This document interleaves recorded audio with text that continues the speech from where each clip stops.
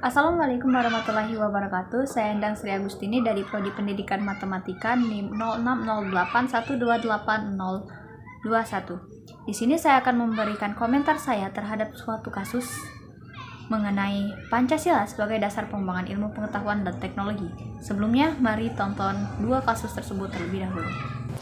2 hari terakhir Pantai Nongsa Batam tercemar limbah minyak. Limbah diduga terbawa arus laut dari kapal tanker yang sering melakukan pembuangan sampah limbah ilegal di perairan internasional. Limbah mengeluarkan bau seperti minyak mentah dan akibat terkena air, limbah ini menjadi menggumpal. Badan Pengendali Dampak Lingkungan atau Bapedal Batam mengambil contoh limbah untuk menguji apakah minyak hitam ini berbahaya bagi lingkungan. Dan kejadian ini juga bukan yang pertama kali terjadi di Pantai Nongsa. Biasanya ini terjadi saat musim angin utara, di mana arus laut ini membawa gumpalan-gumpalan limbah ke pantai-pantai yang ada di Batam. Pada video tersebut merupakan sebuah kerusakan lingkungan dan merupakan sebuah contoh dampak daripada pengembangan ilmu pengetahuan teknologi itu sendiri. Mengapa demikian? Karena pelaku tersebut sebenarnya mengetahui tentang ilmu pengetahuan, pengembangan ilmu pengetahuan itu sendiri, mengerti bagaimana cara mengolah sesuatu atau cara membuat suatu barang, cara memproduksi sesuatu barang, tetapi mereka tidak memperhatikan aspek lingkungan yang ditimbulkan, sehingga mereka membuang limbah tersebut ke laut. Nah, hal inilah mengapa salah satu penjelasan bahwa Pancasila itu sangat penting untuk menjadi landasan agar kita memiliki etika. Udah berubah jauh banget. Anak zaman sekarang lebih asik main game di handphone daripada di dunia nyata.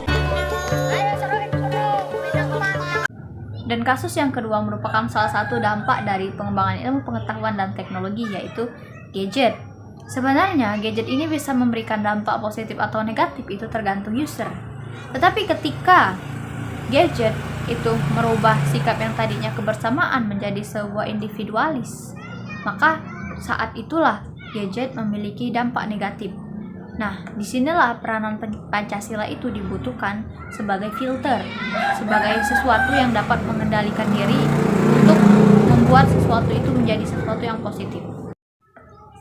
Dari dua kasus tersebut, ada 3 hal yang perlu diperhatikan mengapa Pancasila itu penting dalam pengembangan ilmu pengetahuan dan teknologi. Yang pertama, kerusakan lingkungan yang ditimbulkan oleh manusia, entah itu untuk dalih percepatan ataupun kesejahteraan manusia, harus ditangani dengan serius. Lalu yang kedua, penjabaran sila-sila Pancasila itu harus dapat menjadi sarana untuk mengendalikan diri. Lalu yang ketiga, nilai-nilai luhur bangsa Indonesia yang mulai tergerus tidak boleh tergerus oleh budaya global yang negatif. Nah, dan sedikit kesimpulan, saya akan menambahkan di akhir video ini bahwa Pancasila itu memegang peranan yang sangat penting karena nilai-nilai Pancasila inilah merupakan faktor internal dan juga landasan dalam beretika dan membuat sebuah kebijakan. Artinya, dalam pengembangan ilmu pengetahuan dan teknologi tidak boleh bertentangan dengan nilai-nilai Pancasila. Tidak boleh keluar dari cara berpikir dan cara bertindak bangsa Indonesia. Harus mempribumikan ilmu, serta setiap pengembangan iptek yang ada harus menjadikan Pancasila sebagai dasar normatif atau rambu normatif.